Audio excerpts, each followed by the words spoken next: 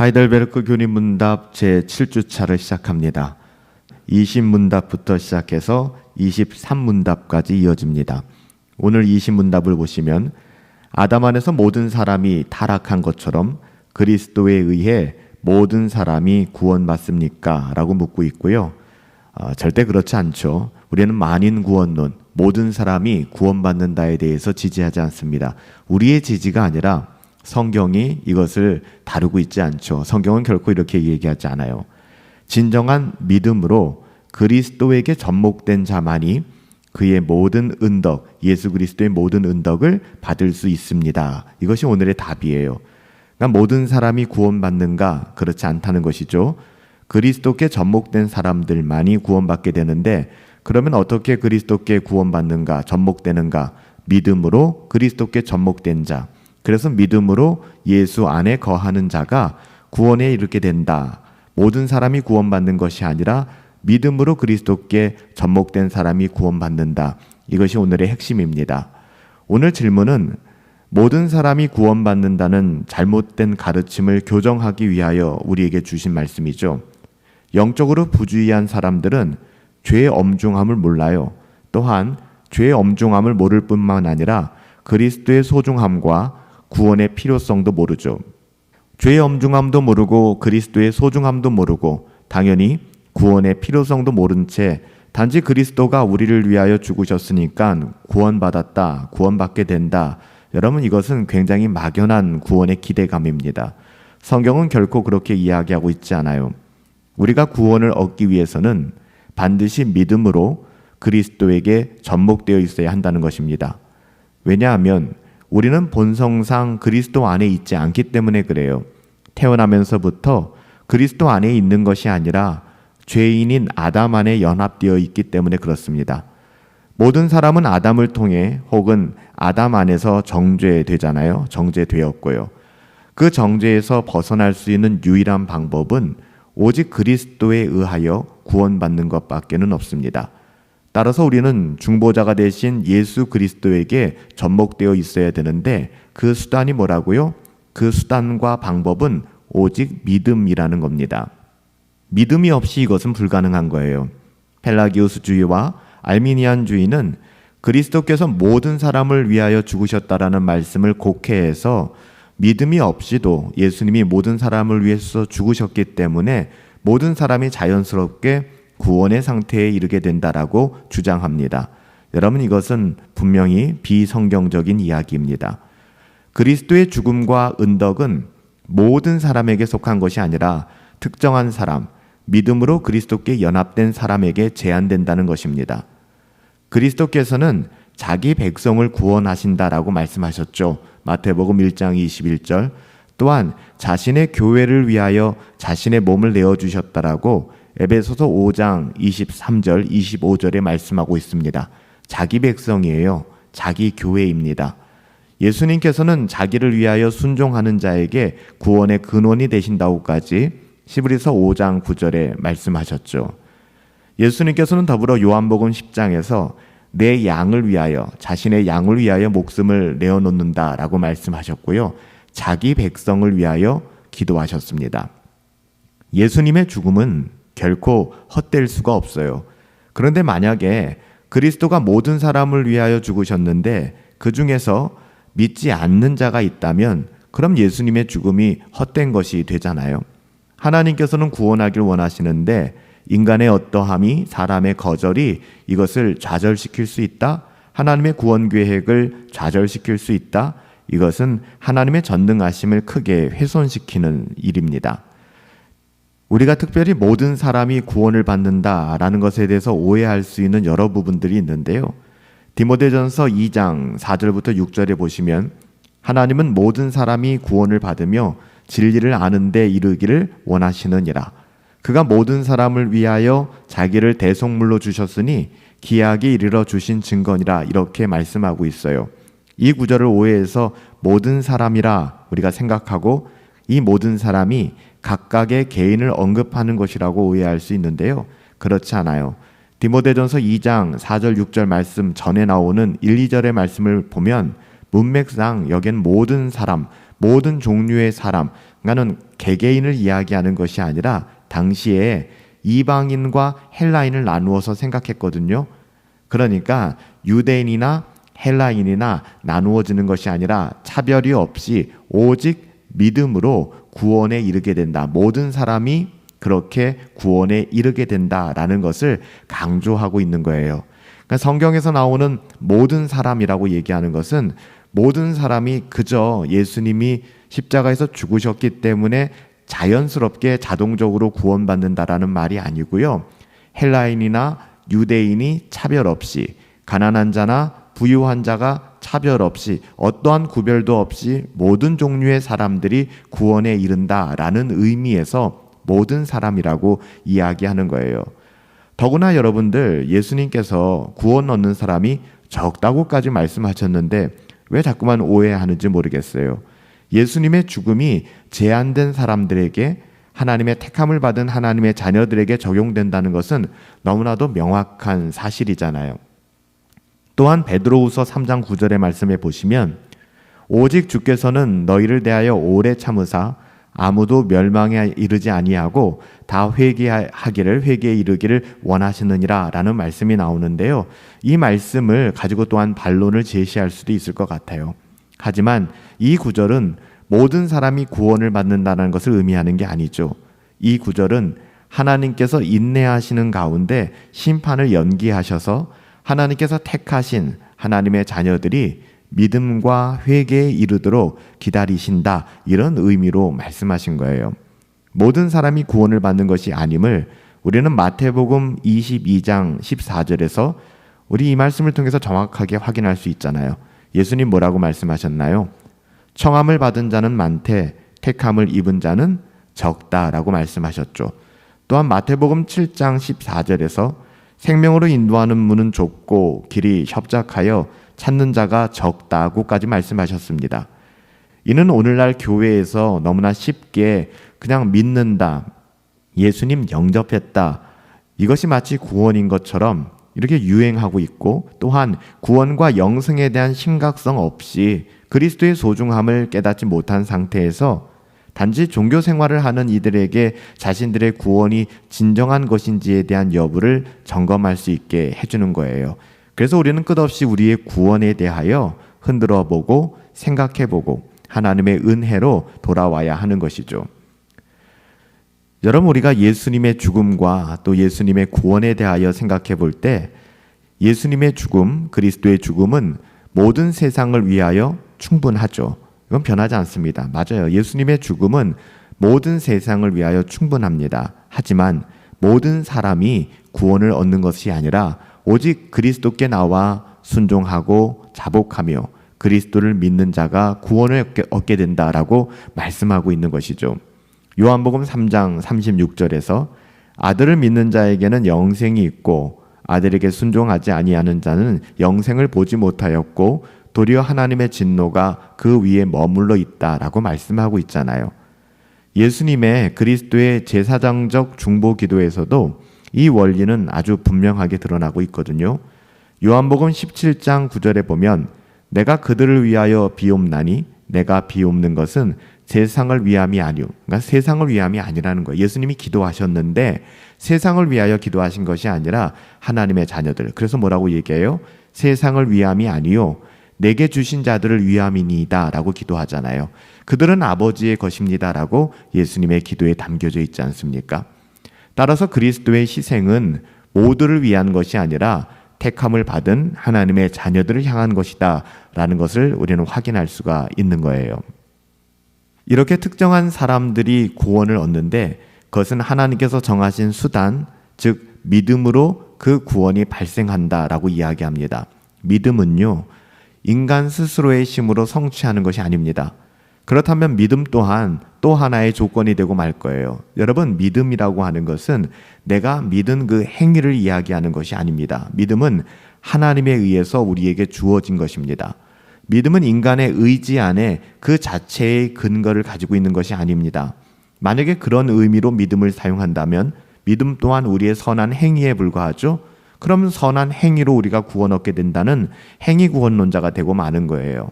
여러분, 성령 하나님께서 인간의 영혼 안에서 일하신 결과 우리에게 구원의 길로 인도하시기 위하여 믿음을 허락하신 거예요. 믿음 또한 하나님의 선물입니다. 우리가 구원을 확인할 수 있도록 허락하신 것이죠. 성령의 역사로 부름을 받은 죄인의 의지가 그리스도를 받아들이는 것으로 굴복되어지는 것입니다. 이렇게 성령의 역사로 인하여 발생된 믿음으로 그리스도에게 접목되는 것이고요. 그리스도 안에 있는 은덕을 우리가 누리게 되는 것입니다. 하나님의 자녀다운 삶을 누리게 되는 것이죠. 죄를 용서받고 의롭다함을 받으며 또한 영원한 생명의 길로 걸어가게 되는 것입니다. 사실 이러한 삶은 아직 거듭나지 않은 자연인들이 절대 이해할 수 없는 그런 길이죠. 그렇다면 믿음은 아무것도 없는 상태에서 발생될까요? 여러분, 그렇지 않아요. 주님께서 택하신 백성들에게 믿음을 주시기 위하여 주신 은혜의 수단이 있는데요. 그것이 바로 하나님의 말씀, 성경입니다. 그래서 우리는 끝없이 성경을 듣고 읽고 연구하며 경건을 추구해야만 하는 것입니다. 그리고 그 말씀 위에 성령께서 역사하시는 것이죠. 따라서 자기 스스로를 하나님의 말씀에 무지한 상태로 방치한다면 그것은 영적으로 굉장히 위험한 상태에 있는 것입니다.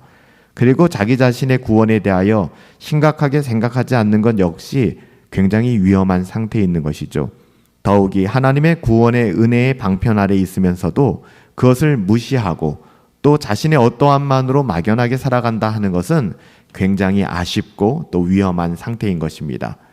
우리가 하나님의 말씀을 경시하는 것은 우리 스스로를 위험한 상태에 빠뜨리는 거예요. 경건을 추구하지 않고 거룩한 삶을 애쓰지 않고 살아가는 것 역시 우리의 영혼을 위험한 상태에 빠뜨리는 것이죠. 또한 성경적인 근거 없이 오해와 오류 가운데 자신에게 믿음이 있다고 착각하며 자신이 구원받은 것처럼 여기는 경우도 있는데요. 이건 역시 영적으로 굉장히 위험한 상태입니다. 이것은 스스로를 속이는 것이죠. 따라서 자기 스스로를 돌아보고 점검하는 것은, 날마다 그렇게 하는 것은 신앙에 있어서 굉장히 중요한 작업입니다. 나에게 과연 구원의 은혜가 있는지를 돌아보는 것은 신앙에 굉장한 유익이 있는 것이죠. 아담 안에서 모든 사람이 타락한 것처럼 그리스도에 의해서 그저 그냥 단순히 모든 사람들이 기계적으로 구원을 받습니까? 그렇지 않다는 거예요. 진정한 믿음으로 그리스도에게 접목된 사람들만이 그의 모든 은덕, 예수님의 모든 은덕을 누리고 예수님의 은혜 가운데 구원의 여정을 걸어갈 수 있는 것입니다. 그 은혜가 저와 여러분들 가운데 있는 것이죠. 살아계신 아버지 하나님, 하나님의 말씀을 떠나서 하나님의 말씀을 오해하고 잘못된 해석으로 막연한 기대감으로 우리의 믿음을 우리가 확증하지 않게 하여 주시옵소서. 하나님의 말씀을 통하여 자기 자신을 속이는 것이 아니라 오직 하나님의 말씀으로 내 영혼을 돌아보게 하여 주시고 그 말씀을 따라서 우리 주 예수 그리스도를 믿음으로 말미암아 그리스도 안에서 믿음으로 하나님 앞에 나아갈 수 있도록 우리에게 은혜를 더하여 주시옵소서. 날마다 우리 자신을 돌아보게 하시고 경건을 추구하며 거룩한 삶을 애쓰며 하나님의 말씀을 통하여 우리의 구원을 돌아볼 수 있게 되기를 간절히 소원하옵고 예수님의 이름으로 기도하옵나이다. 아멘.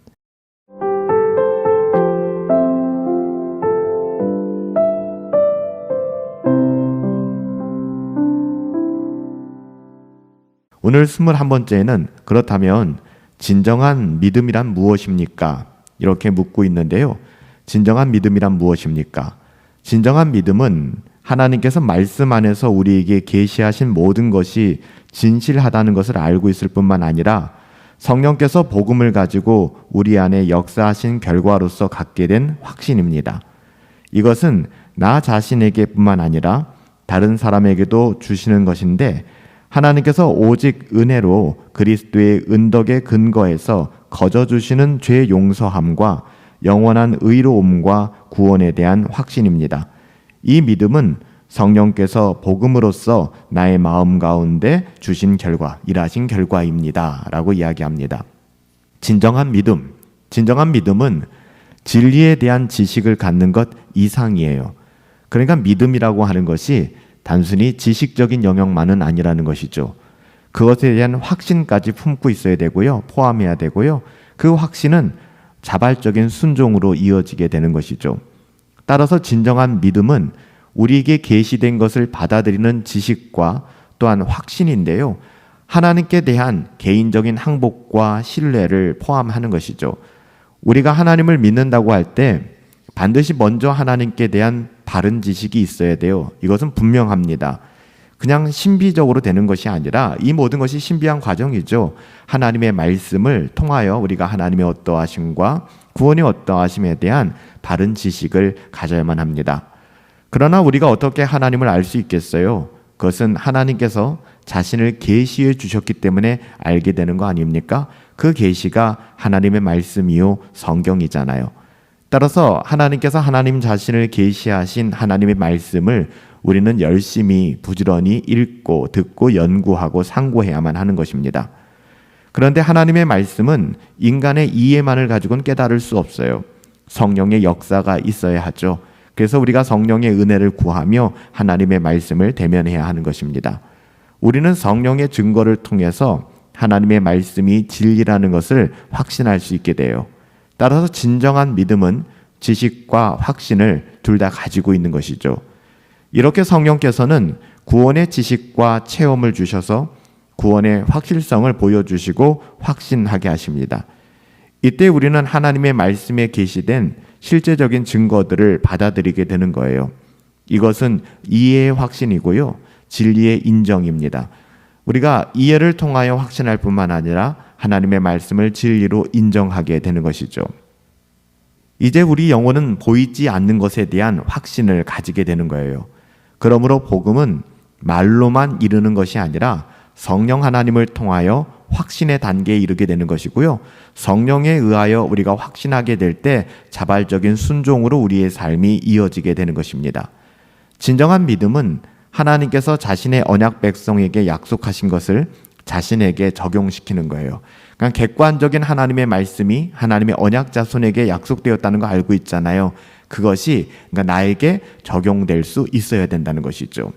그 가운데 확신을 가지게 되는 것이고 전적으로 신뢰하게 되는 것입니다. 즉 하나님께서 약속하신 것에 대해 전적으로 신뢰하는 것이죠. 마치 아브라함이 하나님과의 그 약속을 기억하고 신뢰하며 의심하지 않고 하나님께서 전능하신 능력으로 그 약속을 이행하실 것을 믿었던 것, 그것과 똑같습니다. 따라서 진정한 믿음을 위해서는 근본적인 진리들을 알고 있어야 됩니다. 모든 성도는 근본적인 진리들을 알고 이해할 뿐만 아니라 하나님의 조명의 빛 가운데 또 깨달음이 있어야만 되는 것이죠.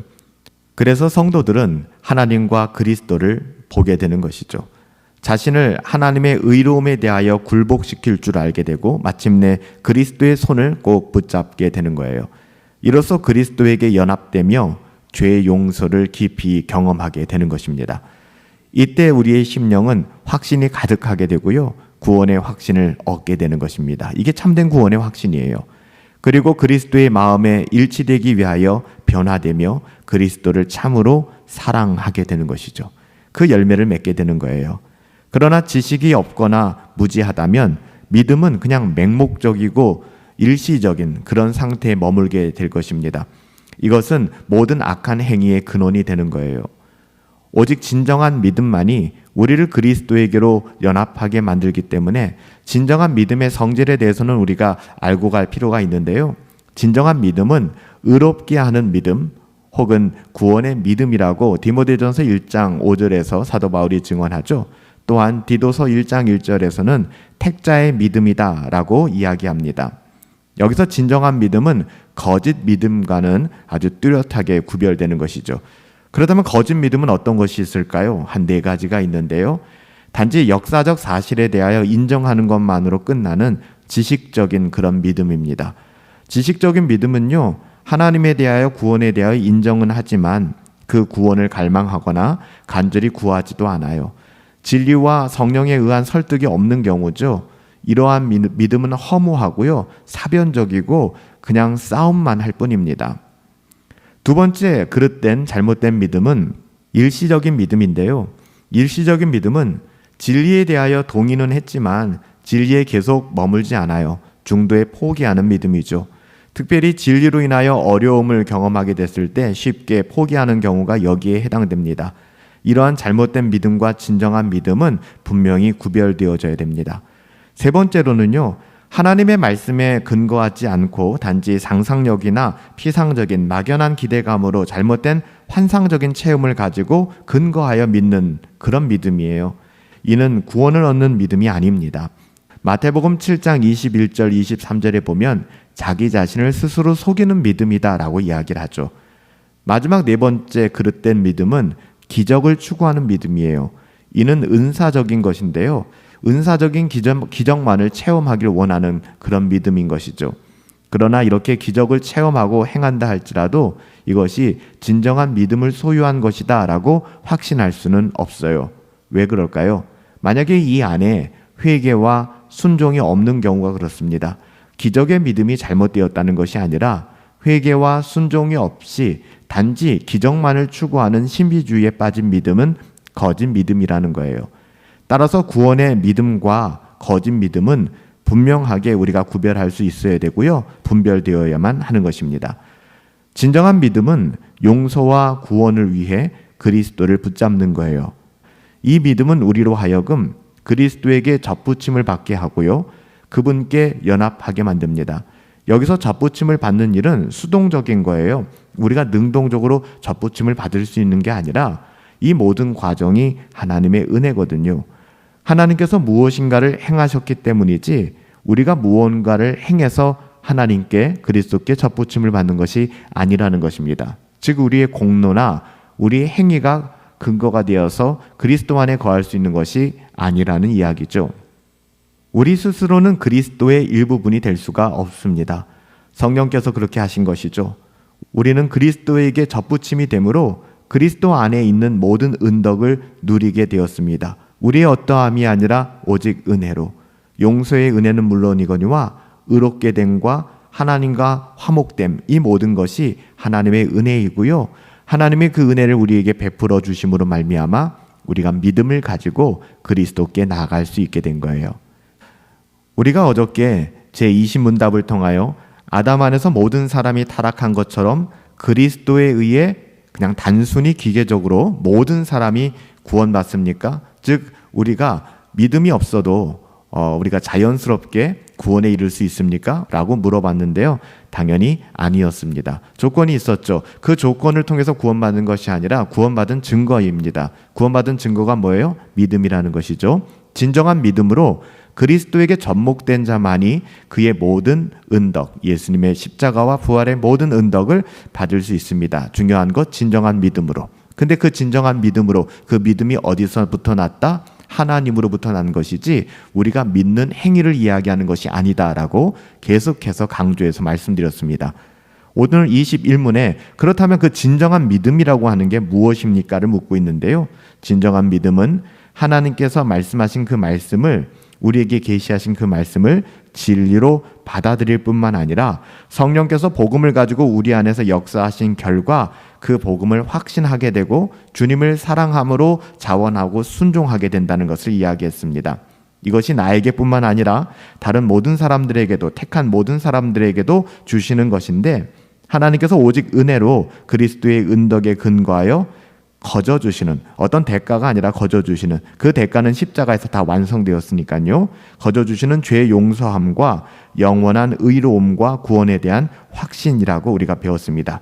여러분, 이 믿음은 성령께서 복음으로써 나의 마음 가운데 일하신 결과입니다. 하나님이 우리 가운데 일하신 결과이죠. 그래서 우리에게 믿음을 주신 것이고 또 구원의 은혜를 누리게 하신 거예요.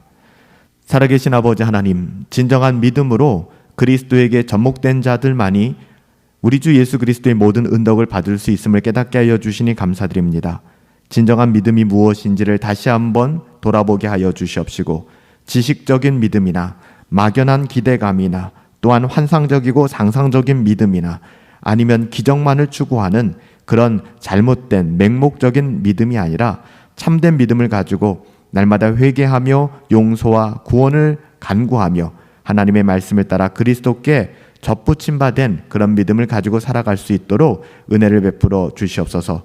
구원의 주체가 우리가 될 수 없음을 다시 한번 확인했습니다. 또한 단순한 지적인 동의만이 구원이 아님을 확인했습니다. 살아계신 아버지 하나님, 하나님의 자녀답게 오직 예수 그리스도를 사랑하며 예수 그리스도께서 걸어가신 그 길, 그리스도 안에서 우리가 살아낼 수 있도록 은혜 내리어 주시옵소서. 예수님의 이름으로 기도하옵나이다. 아멘.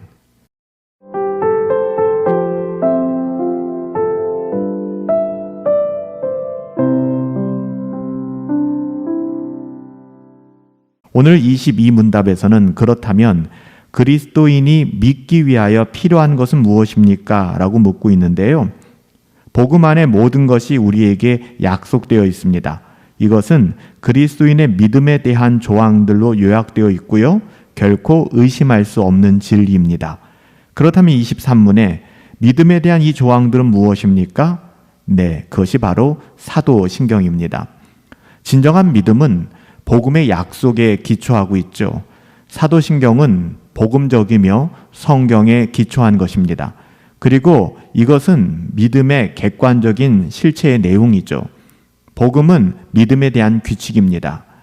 우리가 사도신경을 성경과 동일한 위치에 둘 수는 없지만 사도신경은 성경에 담겨있는 구원의 교리들에 대한 요약이기 때문에 그 위치가 굉장히 중요하다고 할 수 있습니다. 사도신경은 그리스도인들의 믿음에 대한 요약이죠. 우리가 무엇을 믿는가? 무엇보다도 사도신경의 각 조항들은 하나님의 약속에 대하여 말하고 있어요. 그래서 사도신경이 중요한 것이고요. 예를 들어 보면 사도신경에서 본디오 빌라도에게 고난을 받으사라는 항목을 고백할 때에는 우리는 그리스도의 고난을 기억하게 되며 하나님께서 우리를 위해 그리스도가 고난받게 하셨다라는 그 약속을 믿고 함께 고백하게 되는 거예요.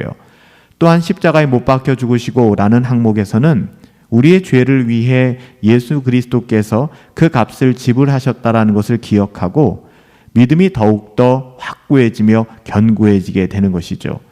이렇게 사도신경의 조항들은 우리들의 구원을 위해 주어진 약속에 관한 것들이거든요. 그래서 우리는 사도신경을 통해 믿사오며 내가 믿습니다 라고 우리의 신앙을 고백하게 되는 것이죠. 사도신경은 우주적이어서 모든 시대에 모든 교회에 적용됩니다.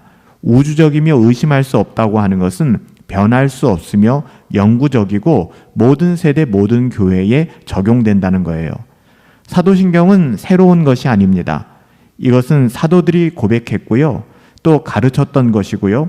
아주 오래된 신앙의 고백서입니다. 이것은 진실하고 의심할 수 없는 그리스도인의 믿음의 조항들이죠. 사도신경은 절대 의심할 수 없는 내용들이에요. 왜냐하면 사도들에 의해서 작성되었기 때문이 아닙니다. 누군가는 사도신경이 사도들이 하나씩 고백하여 만들어진 12개의 고백서다라고 이야기하는데 그렇지 않아요. 사도신경이 중요한 것은 사도들에 의해 작성되었기 때문이 아니라 삼위일체 하나님에 대한 고백으로부터 나왔기 때문이에요. 그리고 그리스도의 계시에 근거하고 있기 때문이죠. 그렇다면 우리가 여기서 또 한 가지 생각해 볼 것이 있는데 성경에 있는 진리를 이렇게 요약해도 되는가라고 우리는 스스로 질문해 볼 수 있겠죠. 여러분, 이것은요, 하나님의 말씀이 교회에 주어졌잖아요.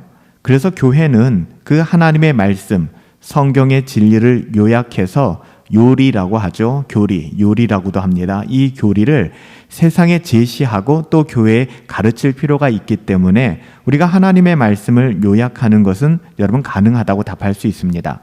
그러나 사도신경은 성경과 동일한 권위를 가지는 것은 아니에요. 성경의 권위에 부속되는 것이죠. 성경이 1차적 권위를 가지는 것이고요.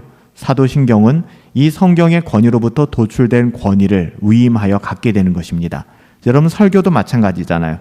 설교가 무슨 권위가 있겠습니까? 설교가 권위를 가지기 위해서는 그 설교가 하나님의 말씀을 드러내야 되는 것이며 하나님의 말씀에 기초하고 있을 때 그 설교의 권위가 세워지게 되는 것입니다. 똑같아요. 신앙 고백 역시 우리가 성경의 권위를 가지고 있다 하는 것은 성경에 기초하고 있기 때문에 우리가 그 권위를 인정할 수 있다는 것이죠. 사도신경은 믿음의 진리와 교회의 교리에 대하여 공적인 증거의 기능, 공증의 기능을 가지고 있는 것입니다. 또한 우리 모든 오고 가는 세대를 위해 진리를 보존하는 기능과 오류와 이단에 대하여 진리를 보존하는 성도, 그리고 진리를 보존할 뿐만 아니라 성도의 연합을 유지하는 기능을 동시에 가지고 있는 거예요. 따라서 사도신경에 대한 고백의 여부를 통해서 이 사람이 참된 신앙을 가지고 있는지 그렇지 않은지를 우리가 1차적으로 쉽게 분별할 수 있게 되는 것이죠. 사도신경의 조항에 따라서 이탈하거나 반대된다면 그것은 참된 신앙을 가졌다라고 우리가 할 수 없는 것이죠. 우리가 이것을 통해서 우리의 신앙을 검증할 수 있게 되는 것입니다. 사도신경은 진정한 믿음과 교회의 교리에 대해 공적인 증거 기능을 하고 있는 거예요. 또한 다가오는 세대를 위해서 진리를 보존하는 역할도 더불어 감당하게 되는 것입니다. 그리고 잘못된 오류를 분별하고 또 이단을 분별해내며 그것을 퇴치하는 기능 역시 사도신경이 가지고 있는 거예요.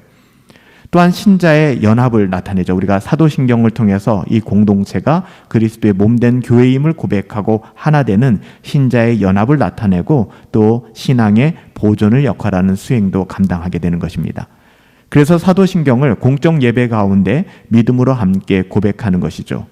우리는 7주차 교리문답을 통해서 진정한 믿음으로서의 사도신경, 이 신앙 고백의 중요성에 대해서 배웠습니다. 우리가 다음 주부터는 8주차 24문부터 이런 사도신경에 대하여 좀 구체적으로 나누는 시간을 가질 거예요. 사랑하는 여러분, 진정한 믿음은 막연한 기대감이나 막연한 생각들이 아닙니다. 하나님의 말씀을 통하여 우리는 진정 바른 믿음을 가져야 되고 그 믿음이 우리들에게 어떻게 드러나고 있는가 사도신경을 통해 우리의 신앙을 잘 점검해 갈 수 있었으면 좋겠습니다. 그런 은혜가 저와 여러분들 가운데 함께하기를 예수님의 이름으로 축복합니다. 살아계신 아버지 하나님, 우리가 하나님의 자녀로서 그리스도인으로서 믿어야 할 것, 반드시 믿어야 될 그 필요한 것은 무엇입니까? 특별히 믿음의 선배들을 통하여 사도신경을 작성하게 하시고 인간의 어떠함을 도모하여 만들어낸 것이 아니라 성경의 가치와 복음의 가치를 통하여 우리가 무엇을 믿는가에 대하여 공동체의 고백을 만들어내고 또 학습하고 배울 수 있도록 인도하여 주심을 감사합니다. 이를 통하여 공동체가 공동체의 정체성을 갖게 되는 것이고 우리의 신앙을 보존하며 또 우리의 신앙을 가르치고 전수할 수 있는 것이죠. 살아계신 아버지 하나님, 진정한 믿음은 우리의 어떠함이나 막연한 기대감이 아님을 다시 한번 깨닫게 됩니다. 배우고 확신한 가운데 서게 하여 주시옵시고 진정한 믿음을 통하여 복음 안에 모든 것이 우리에게 약속되어 있지 않습니까? 특별히 이 사도신경, 믿음의 고백들을 통하여 우리의 신앙을 견고히 세워나가게 하여 주시옵시고 바른 신앙으로 그 신앙을 전수하며 믿음의 공동체 세워나갈 수 있도록 은혜 내리어 주시옵소서. 감사하옵고 예수님의 이름으로 기도하옵나이다. 아멘.